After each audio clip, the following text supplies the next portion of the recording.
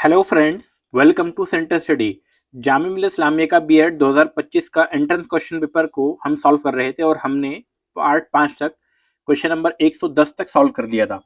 ये वीडियो का part number दोस्तों 6 है, जिसमें हम आज मैथमेटिक्स के वो 20 क्वेश्चन को सॉल्व करेंगे जो 2025 में पूछे गए थे। अगर आपको दोस्तों इस क्वेश्चन पेपर का पीडीएफ सॉल्यूशन के साथ चाहिए तो आप हमसे दिए गए नंबर पर कांटेक्ट कर सकते हैं, जो अभी आपकी स्क्रीन पर विजिबल है। अगर आपने पिछले पार्ट नहीं देखे हैं तो उसका प्लेलिस्ट भी बन गया है, आप वहां से इजीली देख सकते हैं। तो बिना देरी के स्टार्ट करते हैं क्वेश्चन नंबर 111 से। What is the area of triangle P Q R, जहां पर पी 0,1 है, क्यू 0,5 है, आर जो है 3,4 है। तो यहाँ पर हमें ट्राइंगल का एरिया फाइंड करना है और ट्राइंगल का एरिया फाइंड करने के लिए ऑलरेडी आपको मालूम होगा फॉर्मूला। तो मैं यहाँ पर ही ऊपर थोड़ा सा आपके लिए हाईलाइट कर देता हूँ। पी को मैं ले रहा हूँ x,1, ये x1 है और ये y1 है। आपको पता है कि पहला वाला जो होता है वो x होता है, दूसरा y होता है। q को मैं y(x2) और y2 ले रहा हूँ और r को मैं ले रहा हूँ x3, y3। थोड़ा सा और मैं इसको पतला कर लेता हूँ ताकि और क्लैरिटी आपको मिल जाए। अच्छा, आपको area of triangle in terms of coordinates मालूम होगा, अगर नहीं मालूम तो मैं आपके लिए लिख देता हूँ यहाँ पर एरिया ऑफ ट्राइंगल। ये एरिया ऑफ ट्राइंगल की बात चल रही है, ठीक है। तो मैंने एरिया लिखा है सिर्फ ताकि आपको समझ आ जाए, इसलिए मैं बोल भी रहा हूँ। क्या फॉर्मूला होता है? 1/2 x1। x1 लेंगे तो फिर y का कोऑर्डिनेट आएगा x को छोड़कर, यानी कि y1 को छोड़कर। y2 में से y3 माइनस करेंगे। अच्छा, यहाँ पर एक्चुअल में ये ब्रैकेट नहीं होता, ये आपका ब्रैकेट नहीं है यहाँ पर, ठीक है। फिर x2 ले लेंगे, फिर y3 माइनस y1 हो जाएगा और लास्ट में x3 हो जाएगा, जहां पर y1 में से हम y2 घटा देंगे। तो ये फॉर्मूला होता है आपका। तो मैं वैल्यू पुट कर देता हूँ नॉर्मल। आपका x1 कितना है? x1 आपको मालूम है 0। अब 0 है तो y2 कितना है? 5 और y1 है आपका 4। तो ये तो पूरा 0 हो जाएगा। तो मैं अब आगे वाली कोई भी वैल्यू नहीं रखूंगा। x2 भी आपको मालूम है 0 है, तो यहाँ से 0 और अंदर कुछ भी हो तो उससे कोई फर्क नहीं पड़ेगा, वो ऑटोमेटिकली 0 हो जाएगा। अब बस बचेगा आपका x3। x3 जो है आपका, सॉरी, यहाँ पर x3 की वैल्यू पुट करेंगे। सबसे पहले x3 कितना है पहले तो ये देखेंगे। तो मैं उसको आपके लिए ब्लू पेन से कर देता हूँ। x3 जो है आपका, यहाँ पर आपको दिख रहा है, यहाँ पर x3 कितना है आपका 3, y1 कितना है आपका 1 और y2 हो जाएगा आपका 5। तो इतना हो जाएगा आपका। तो 1/2 मॉड, ये मॉड है आपका, तो ये तो 0 हो जाएगा, ये भी 0, ये भी 0 और 3 में से 5 में से एक जाएगा, माइनस का 4 बचेगा और उसको मल्टीप्लाई करेंगे तो माइनस का 12 आ जाएगा। जब माइनस का 12 बाहर निकलेगा तो प्लस का 12 हो जाएगा, क्योंकि मॉड से कोई भी वैल्यू प्लस में आती है और 2 बाहर चल ही रहा था, तो आंसर आ जाएगा 6 स्क्वायर यूनिट। 6 स्क्वायर यूनिट इसका फाइनल आंसर आएगा। तो आई होप आपको क्लियर हुआ होगा। ऑप्शन नंबर बी यानी कि 6 वर्ग इकाई इसका राइट ऑप्शन हो जाएगा। अब बढ़ेंगे क्वेश्चन नंबर आपका 2 में। Two fair dice are thrown, what is the probability of getting a sum of 3। तो हमें ये बताना, दो निष्पक्ष पासे फेंके गए। अब हमें बताना योगफल 3 आने की प्रायिकता क्या होगी।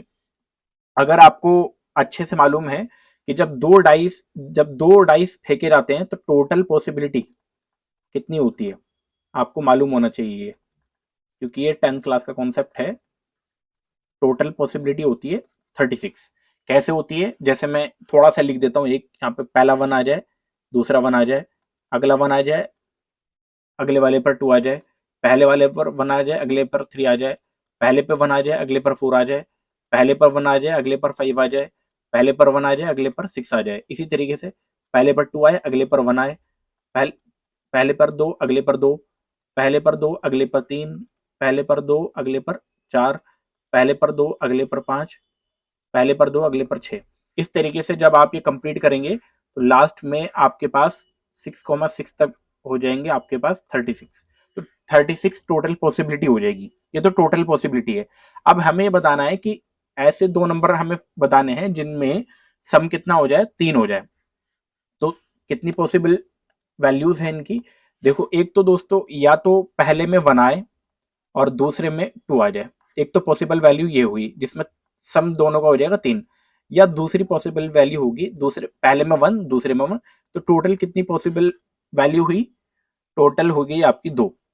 तो प्रोबेबिलिटी का फॉर्मूला अगर आपको नहीं पता तो मैं ओरल बोल देता हूं, तो प्रोबेबिलिटी कितनी हो जाएगी यहाँ से, प्रोबेबिलिटी क्या होता है, नंबर ऑफ फेवरेबल आउटकम्स, तो नंबर ऑफ फेवरेबल आउटकम्स कितने हैं 2 अपॉन में टोटल नंबर ऑफ आउटकम्स, तो टोटल नंबर ऑफ आउटकम्स यहाँ पर मैंने बताए थे 36, तो काटेंगे तो ऊपर नीचे कैंसिल करेंगे, ऊपर 1 नीचे 18, तो 1 अपॉन 18 इसका राइट ऑप्शन होगा, ऑप्शन नंबर बी इसका राइट ऑप्शन हो जाएगा 1 अपॉन 18। अब बढ़ेंगे क्वेश्चन नंबर 13 में, सॉल्व द इक्वेशन। अब यहाँ पर हमें इक्वेशन को सॉल्व करना है, तो इस ऐसे क्वेश्चन में अगर कभी भी आपको सॉल्व करना हो तो या तो आप ऑप्शन से एलिमिनेशन करना सीखें कि भाई ऑप्शन को देखें, चेक करके हर एक ऑप्शन को डाल के देखेंगे, जहां पर भी इक्वेशन सेटिस्फाई हो जाएगी वो हमारा फाइनल आंसर होगा। अगर फिर भी आप नहीं करना चाह फिर भी आप ऑप्शन से नहीं कर पाते तो मैं इसको यहाँ पर फिर डिटेल मेथड ही होगा, डिटेल मेथड से मैं इस क्वेश्चन को आपके लिए सॉल्व कर देता हूँ, क्योंकि आपके पास टाइम तो काफी रहेगा सॉल्व करने के लिए। तो ये क्वेश्चन है आपका, तो मैं क्या कर रहा हूँ, इन दोनों का यहाँ पर 1 है और यहाँ पे एक्स स्क्वायर है, तो मैं क्या कर रहा हूँ, एक्स स्क्वायर को मैं कॉम एलसीएम ले रहा हूँ यहाँ पर, तो ऊपर आ जाएगा 3x², यहां से मैं दोबारा लिख देता हूँ 3x² आ जाएगा ऊपर, +30, और ये चल रहा है ऊपर बराबर में चल रहा है -21/x। जब आप इसको सॉल्व कर रहे होंगे तो 3x² +30, x² उधर जाएगा, तो x² अगर उधर जाएगा तो क्या आएगा, -21 अपॉन में x, ऊपर में x², एक x से एक x कैंसिल हो जाएगा। तो मैं अब यहाँ से आपको पता चल गया कि माइनस का 21x है, तो मैं डायरेक्टली अब इसको लिख देता हूँ, जब इधर आएगा तो प्लस का 21x बन जाएगा और ये +30। अब ये इक्वेशन आपके पास बनी, इसको सॉल्व करना है और इसको हम मिडिल टर्म स्प्लिटिंग से आसानी से सॉल्व कर सकते हैं। जब आप मिडिल टर्म स्प्लिटिंग इसकी कर रहे होंगे तो क्या आएगा, यहाँ पर 3x² प्लस ऐसे दो फैक्टर, एक तो 15 हो जाएगा plus 6x plus 30 equal to 0। यहां से 3x कॉमन आ जाएगा, तो क्या बचेगा, ओनली x बचेगा और इधर आपका +5 बचेगा, 6 कॉमन आ जाएगा यहाँ से, x +5, तो आपको पता चल गया एक तो 3x + 6 इक्वल टू 0 और एक x + 5 इक्वल टू 0, तो दो वैल्यूज आपके पास यहाँ पे निकल के आ रही है। ये मैंने एक स्टेप बीच में कम कर दिया ताकि जल्दी सॉल्यूशन आ जाए। -6 x की वैल्यू आ जाएगी -6/3, दैट मीन्स -2, और यहाँ से x की वैल्यू आ गई -5, तो दो वैल्यू आई -2 और -5, जो कि ऑप्शन नंबर ए के अंदर है आपका, इसीलिए राइट ऑप्शन हो जाएगा option number A. I hope आपको ये क्वेश्चन क्लियर हुआ होगा। क्वेश्चन नंबर अब चलते हैं 114 में, यानी कि 114 क्वेश्चन नंबर पर। From a point 20 meter from a tower base the elevation angle to the top is 60 degree, what is the tower's height, यानी कि एक टावर के आधार से 25 मीटर दूर स्थित एक बिंदु से टावर के शीर्ष का उन्नयन कोण 60 डिग्री है, टावर की ऊंचाई हमें बतानी है। तो बहुत सिंपल क्वेश्चन है, आसान क्वेश्चन है।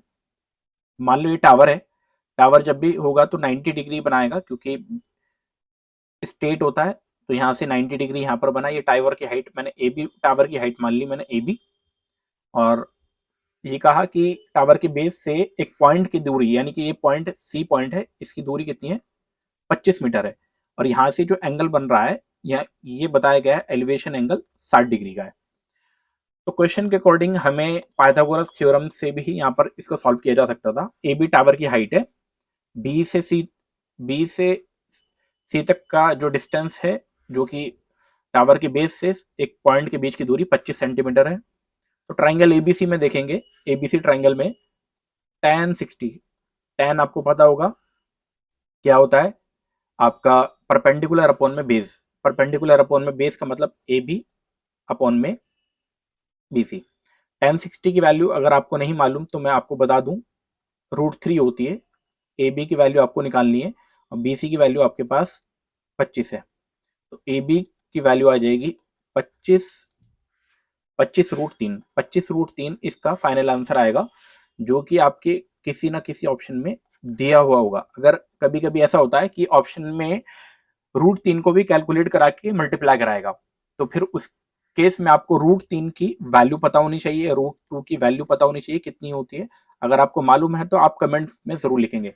फिलहाल इस क्वेश्चन में 25√3 ऑप्शन नंबर बी जो है हमारा फाइनल आंसर हो जाएगा। Question number 115, the mean of 5 number is 30, if one number is excluded the mean of the remaining 4 is 28, what is the excluded number? देखो दोस्तों, ये क्वेश्चन काफी आसान है, लेकिन इसको हम दो तरीके से कर सकते हैं।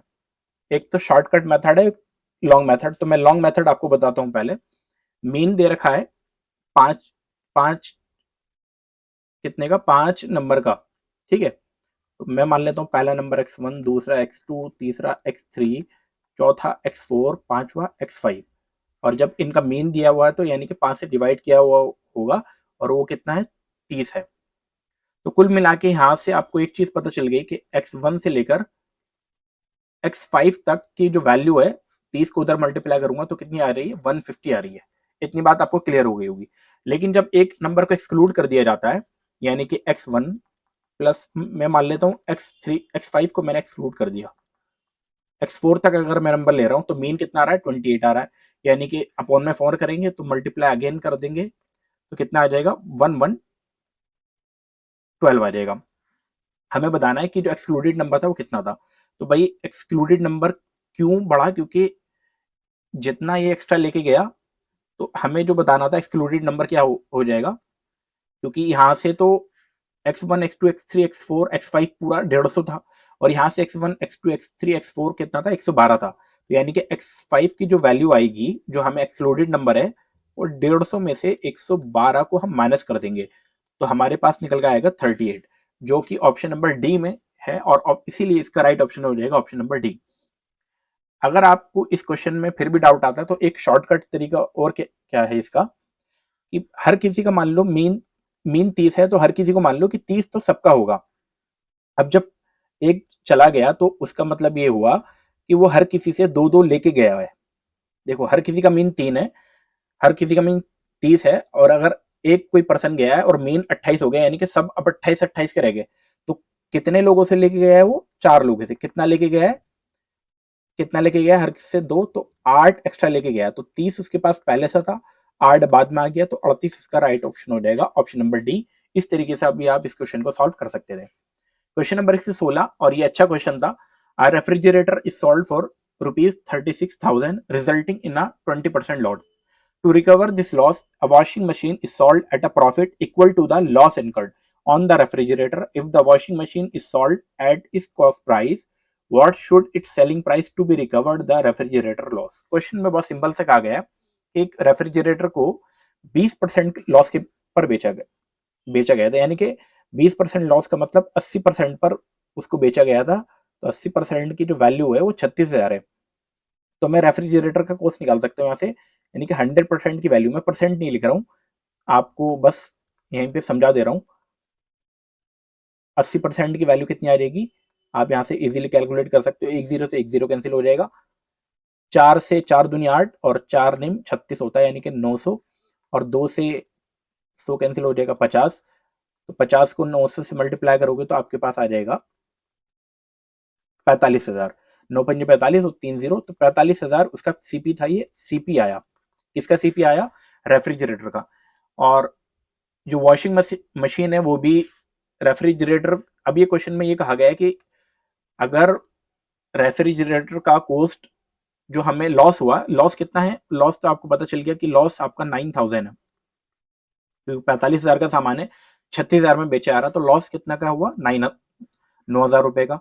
तो अब एसपी जो होगा किसका, वॉशिंग मशीन का, वो कितना होगा, हम क्या कर रहे हैं, उसके सीपी पर बेच रहे हैं, प्लस लॉस को भी रिकवर करना है, यानी कि 9,000 हमें एक्स्ट्रा पे बेचना पड़ेगा।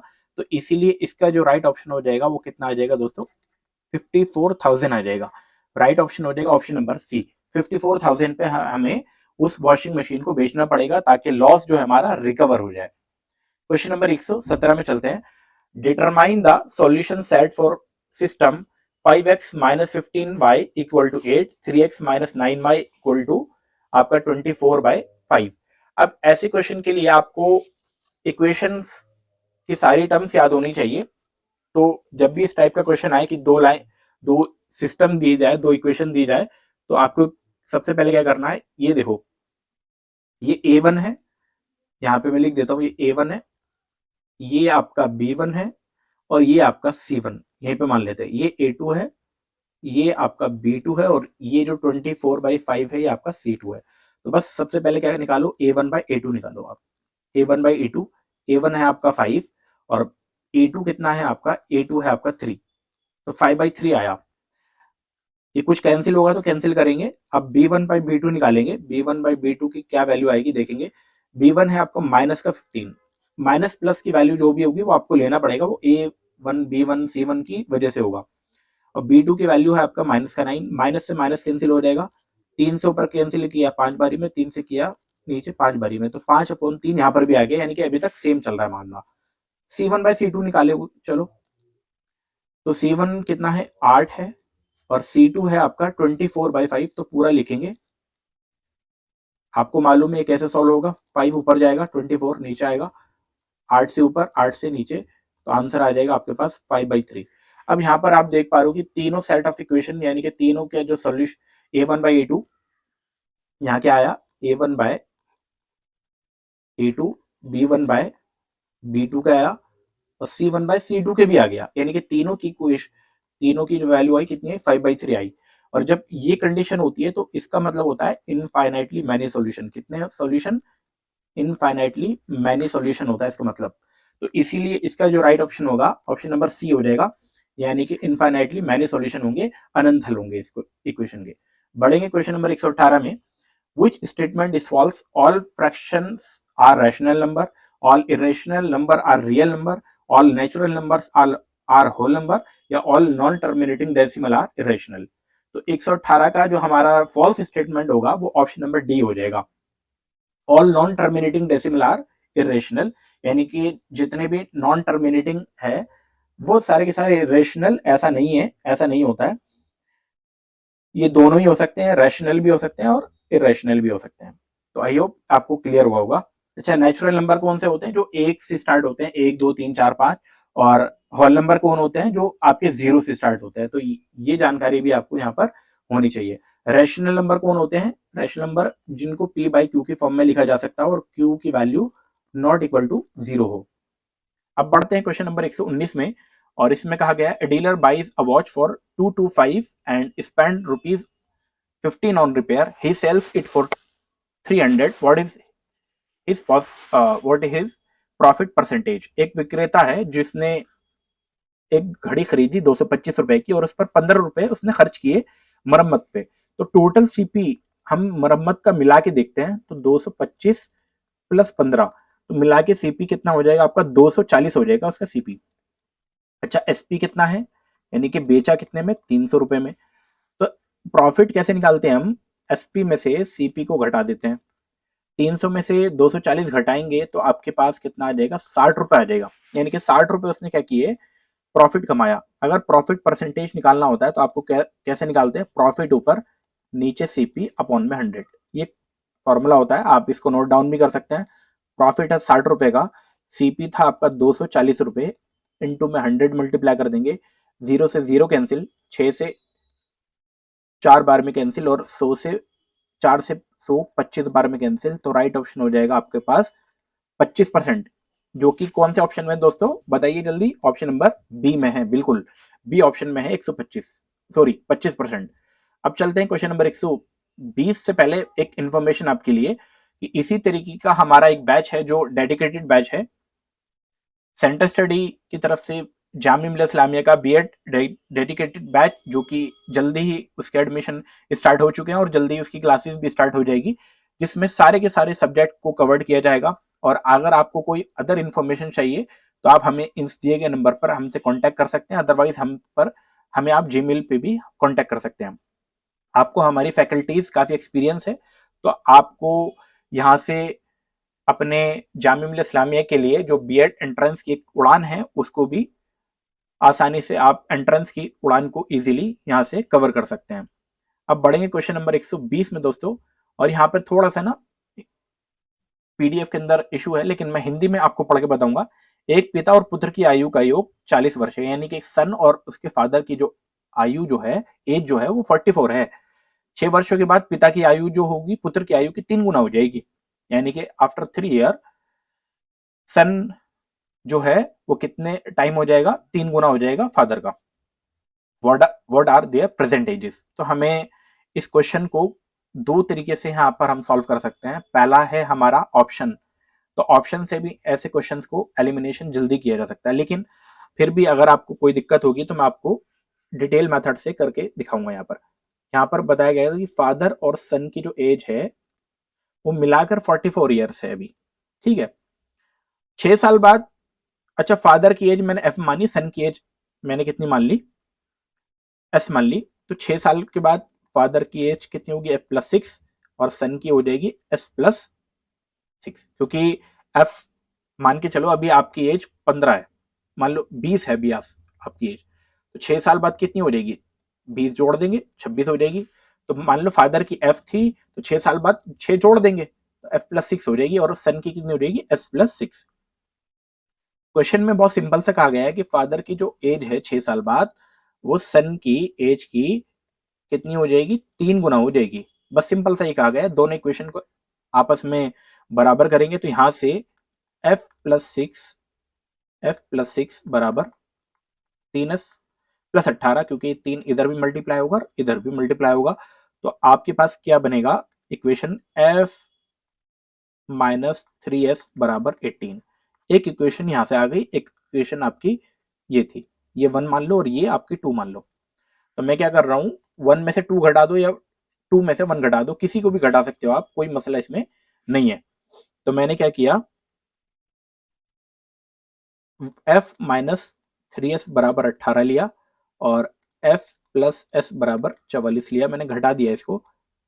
घटाएंगे तो यहाँ पर साइन चेंज हो जाएगा, इधर भी साइन चेंज हो जाएगा, एफ से एफ क्या हो जाएगा कैंसिल, माइनस 3s और माइनस एस मिलकर माइनस का 4s हो जाएगा, और 18 में से माइनस 44 जाएंगे तो माइनस का 32 आ जाएगा।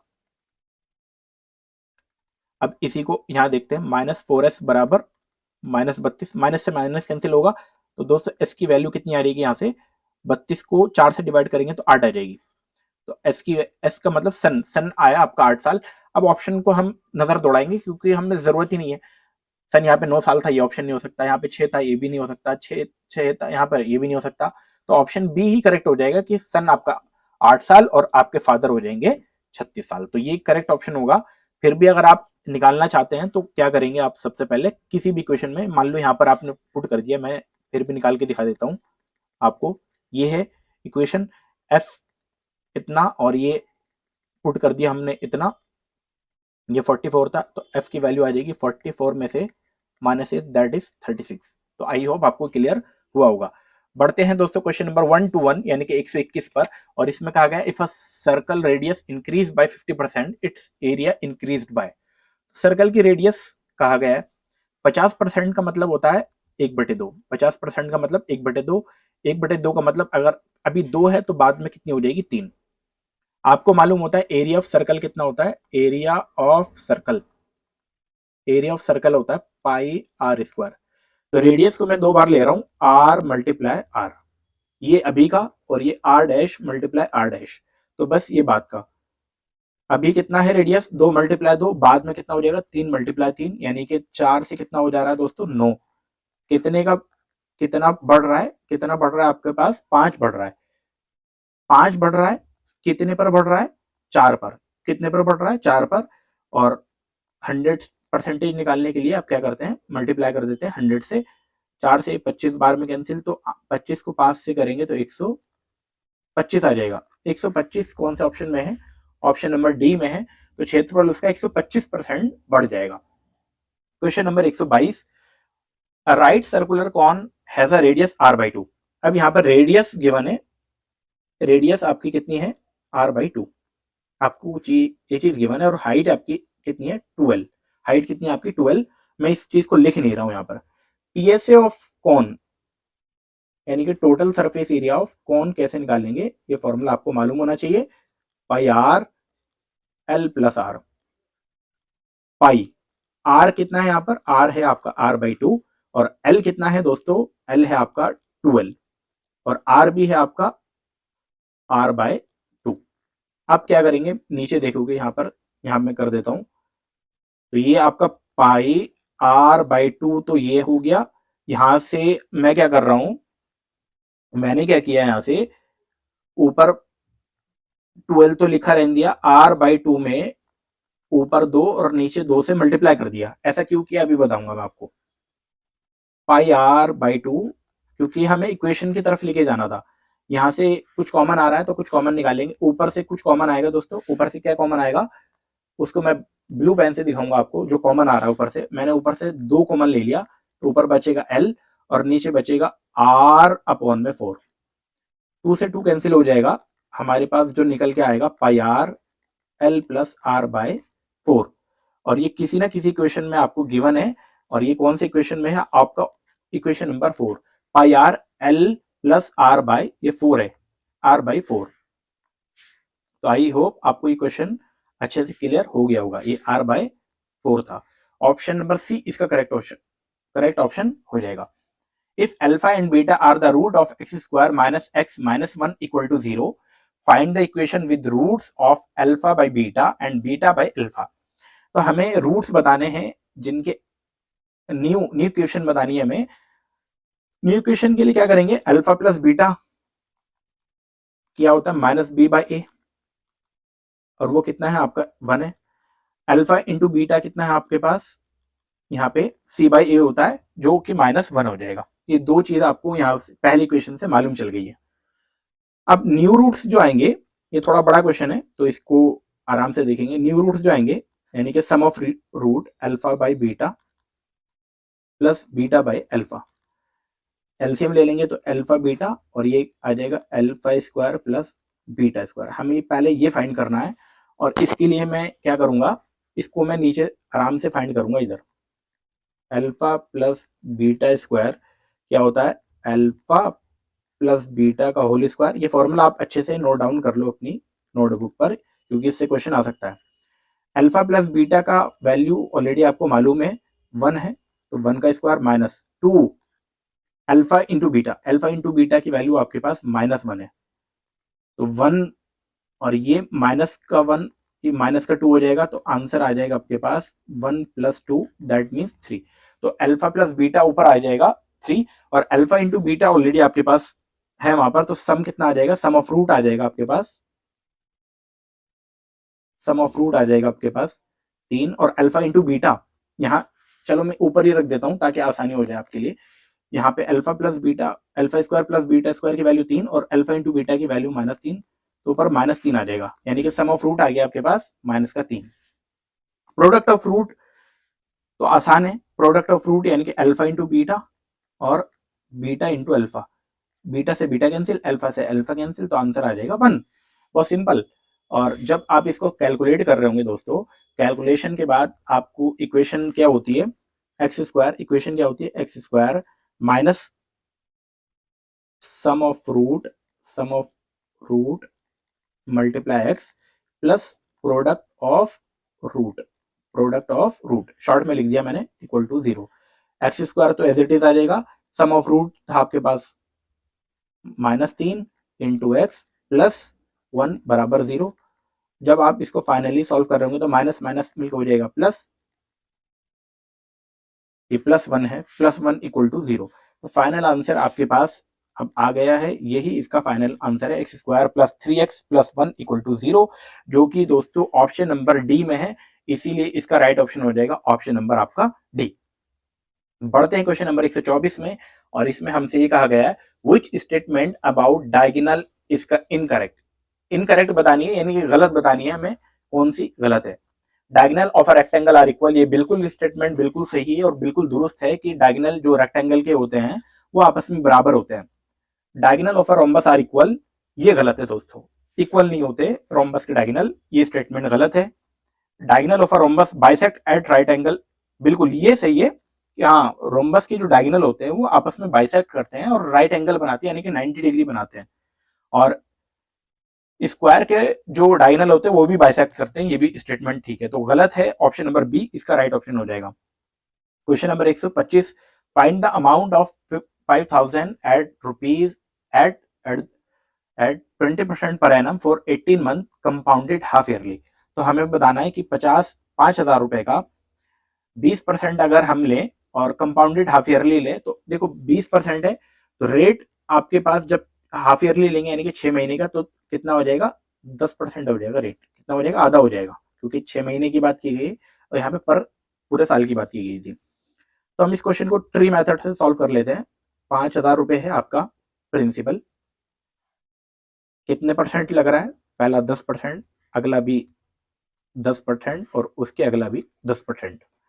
पहला जो 10% आएगा, देखो यहां मैं अलग से सॉल्व कर लेता हूं इसको। 5,000 का 10% कितना होता है आपको मालूम होगा, 2 जीरो से 2 जीरो कैंसिल, तो आपके पास आ जाएगा कितना रुपए, 500 रुपए। यहाँ पर भी 10% निकालेंगे तो 500 रुपए, और यहाँ पर भी 10% निकालेंगे तो 500 रुपए। अब दोस्तों ये इसका भी 10% निकालना पड़ेगा, तो जब इसका 10% निकालोगे आपके पास 50 रुपए।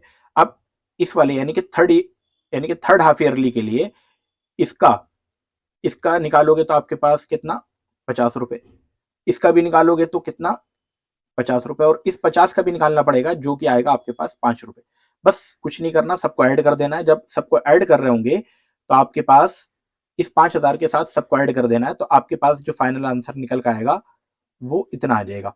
आई होप आपको क्लियर हुआ होगा। सबको ऐड करना है, कुछ नहीं है। 500 इधर, 500 इधर, 500 इधर, 50 इधर, 50 इधर, 50 और 5 इधर, तो आपके पास राइट ऑप्शन हो जाएगा 6,655 रुपए। Question number 126, a square area is 2 to 5 meter square, its perimeter is 10 meter less than that of rectangle whose breadth is 15 meter, what is the rectangle's area। एक वर्ग है जिसका क्षेत्रफल 225 वर्ग मीटर है, तो कुल मिला के एरिया ऑफ स्क्वायर कितना गिवन है आपके पास, 225 है, यानी कि ए स्क्वायर की वैल्यू 225 है, तो यहाँ से ए की वैल्यू आपके पास आ जाएगी 15 मीटर, क्योंकि ए स्क्वायर उधर है तो ए उधर ए रूट चढ़ जाएगा। रूट की वैल्यू 15 का रूट होता है 225, सॉरी 225 का रूट होता है 225 का रूट होता है 15, तो ए की वैल्यू 15 हो जाएगी। यहाँ पर एक क्वेश्चन में कहा गया है कि साइड, तो ये ए साइड हो गई। पेरीमीटर ऑफ रेक्टेंगल कितना आ जाएगा, perimeter of square, sorry 4 multiply A, यानी कि 4 को मल्टीप्लाई करेंगे 15 से तो 60 मीटर आ जाएगा, 60 मीटर। अब ये कहा गया था कि पेरीमीटर ऑफ रेक्टेंगल जो है वो, जो पेरीमीटर ऑफ स्क्वायर है वो रेक्टेंगल के पेरीमीटर से 10 कम है, यानी कि रेक्टेंगल का पेरीमीटर कितना हो जाएगा दोस्तों, रेक्टेंगल का पी का मतलब पेरीमीटर कितना हो जाएगा, 60 प्लस 10 यानी कि 70 मीटर हो जाएगा। अब वहां पर ब्रेथ दे दी गई थी आपके पास 15 मीटर है, तो बस आप कुछ नहीं निकालना, आपको मालूम है पेरीमीटर ऑफ रेक्टेंगल का क्या फॉर्मूला होता है, 2l प्लस 2b बराबर 70। यहाँ से 2l तो गिवन नहीं है, लेकिन आपको ब्रेथ गिवन है 15, यहाँ से आ जाएगा 70,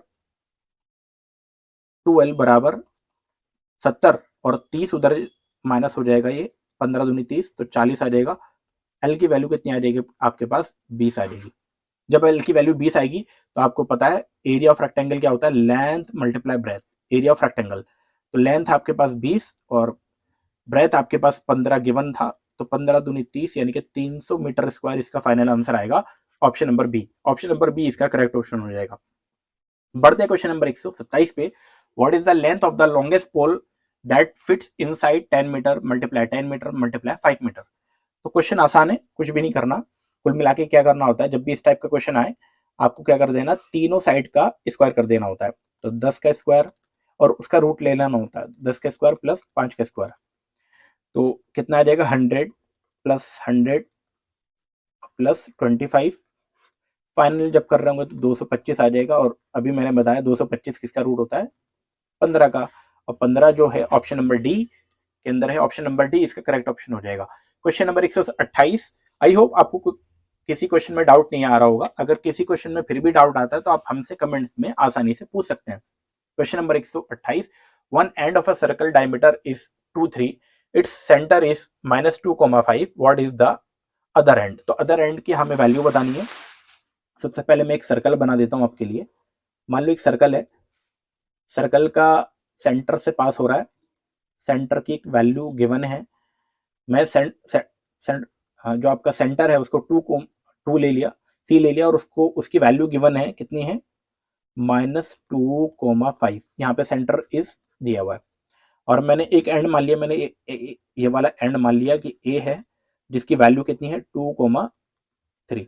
तो हमें ये वाला जो कोऑर्डिनेट है बी वाला, ये बताना है, अदर एंड बताना है हमें क्या होगा। तो मिड पॉइंट फॉर्मूला अगर आपको मालूम है तो इस क्वेश्चन को आसानी से सॉल्व किया जा सकता है, अदरवाइज हमको ये काफी दिक्कत का सामना करना पड़ेगा। x1 प्लस x2 अपॉन में 2, y1 प्लस y2 अपॉन में 2, और ये बराबर किसके होगा, ये मिड पॉइंट फॉर्मूला के होता है, यानी कि मिड वाला ये वाले कोऑर्डिनेट्स के बराबर होगा। तो बस वैल्यू को पुट करेंगे, x1 की वैल्यू, x में ये वाला ले लेता हूँ x1, और ये y1, x1 है आपका 2, तो x2 मुझे निकालना होगा अपॉन में 2। अच्छा x, यहाँ पर x कितना है दोस्तों, ये -2 जो है ये आपका x2 हो जाएगा, x हो जाएगा। तो यहाँ से वैल्यू निकालेंगे तो 2 प्लस x2 बराबर -4। फाइनल आंसर निकाल लेंगे तो आप -4 -2 बराबर, यानी कि -6 आ जाएगा x2। -6 एक ही ऑप्शन में है, ये कट जाएगा, ये कट जाएगा, ये कट जाएगा, ऑप्शन नंबर ए ही बच जाएगा। लेकिन फिर भी आप निकालना चाहोगे अपने सेटिस्फेक्शन के लिए, तो y1 प्लस y2 अपॉन में 2 बराबर y, इसी तरीके से आप निकाल लोगे। y1 की वैल्यू 5 डालेंगे, y2 की वैल्यू हमें निकालनी है 2, और y इधर वैल्यू रखेंगे आपके पास 5। तो आई होप, सॉरी, यहाँ पर ये एक्चुअल में -2,5 था। हाँ ठीक है, अब ये जब वैल्यू आप निकाल रहे होंगे दोस्तों, तो आपके पास कितना वैल्यू आ जाएगी, ये वैल्यू 10 में से 5 जाएंगे आपके पास। एक मिनट, लेट मी चेक दोस्तों। y2, हाँ सही है, बिल्कुल सही है। तो यहाँ पर एक्चुअल में 3 था, सॉरी, यहाँ पे गलती से मैंने 5 लिख दिया, यहाँ पर एक्चुअल में 3 था। यहाँ पे देखो ना, यहाँ पे 3 था, यहाँ पे ये y2 था। तो जब आप वैल्यू को निकाल रहे होंगे, 5 दूनी 10, और जब 3 उधर जाएगा तो y2 की वैल्यू आ जाएगी 7। तो -6,7 इसका राइट ऑप्शन हो जाएगा, -6,7 ये कोऑर्डिनेट हो जाएंगे अदर एंड के। आई होप आपको क्लियर हुआ होगा। Question number 129, second last question इस वीडियो का, आसान क्वेश्चन है कि ये कंटिन्यूड प्रोपोर्शन में है, तो हमें बताना है, यानी कि x 12 और 8 अपॉन में 32, ये क्वेश्चन ये है बस। अब आपको कुछ नहीं करना, x अपॉन में 12, 8 अपॉन में 32, 8 एक 8 चौक 32, और तो x की वैल्यू कितनी आ जाएगी दोस्तों, 12 ऊपर जाएगा, 4 नीचे ही है, तो x की वैल्यू आ जाएगी 3। आई होप क्लियर हुआ होगा, x की वैल्यू 3 आ जाएगी, तो यही हमको निकालना भी था। Last question of the video, A and B together finish a job in 12 days, B alone in 13 days, how long for A alone। तो हमें बताना है A कितने दिन अकेला काम करेगा। क्वेश्चन आसान है, बस करने का तरीका आपको मालूम होना चाहिए कि A और B किसी काम को 12 दिन में कंप्लीट कर लेते हैं, लेकिन B जो है अगर उस काम को करेगा तो वो कितने दिन लगाएगा, वो लगाएगा आपके पास 30 दिन। बस कुछ नहीं करेंगे, इसका एलसीएम ले लेंगे, 30 और 12 का एलसीएम आ जाएगा आपके पास 60। बस यहां से इसकी एफिशिएंसी आ जाएगी, यहाँ से 12 पंजे 60, और 3 दूनी 30 दूनी 60। तो A प्लस बी की एफिशिएंसी हुई 5, और B की एफिशिएंसी हुई 2, यानी कि A की एफिशिएंसी दोस्तों 3 होगी। तो आपको मालूम है A अलोन कितने दिन में काम करेगा, टोटल वर्क, और नीचे क्या किससे डिवाइड करेंगे हम, एफिशिएंसी से। टोटल वर्क है आपका 60, एफिशिएंसी है 3, 3 से 60 कैंसिल होगा 20 बारी में, इसलिए 20 दिन में ए अकेला उस काम को कंप्लीट कर लेगा। तो आई होप इसका इसीलिए राइट ऑप्शन हो जाएगा ऑप्शन नंबर बी। ये 20 क्वेश्चन को मैंने सॉल्व कराया मैथमेटिक्स के। अगर आपको किसी क्वेश्चन में डाउट आता है तो आप हमसे इजीली कमेंट्स में पूछ सकते हैं। दोस्तों वीडियो बनाने में काफी मेहनत लगती है, और हमारा जो टारगेट है कि 10,000 सब्सक्राइबर होने चाहिए चैनल पर, तो जल्दी जल्दी आप हमारे चैनल को भी सब्सक्राइब करें और यूट्यूब हमारा जो वीडियो आपके लिए लेकर आ रहा है उस पर कमेंट जरूर किया करें कि आपको वीडियो कैसी लगी, क्या इंप्रूवमेंट की जरूरत है। और साथ ही साथ एक चीज और कि वीडियो को नीचे एक हाइप का ऑप्शन आता है तो हाइप भी जरूर किया करें। वीडियो में लगातार बने रहने के लिए दोस्तों आपका बहुत बहुत शुक्रिया।